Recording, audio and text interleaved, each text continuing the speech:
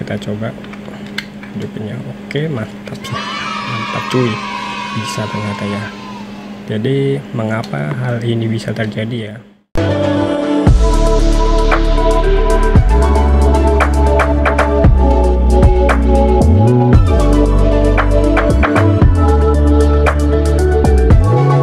Welcome back to my channel Rama Solo.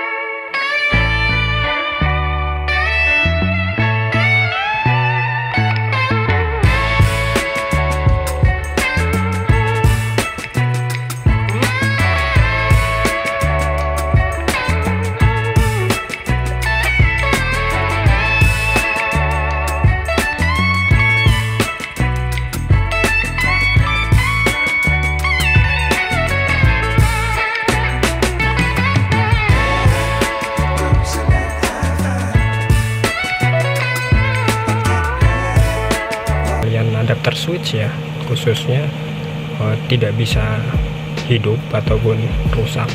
Jadi kalian tetap bisa menggunakan USB port di PC kalian sebagai power source-nya. Jadi bagaimana? Sangat mudah bukan?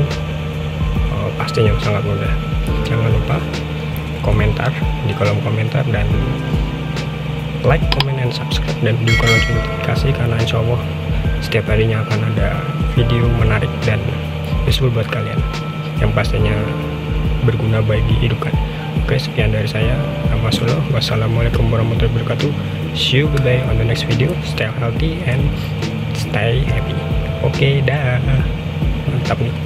Sekarang cuma pakai ini aja ya. Jadi nggak usah cari-cari adapter, pusing-pusing.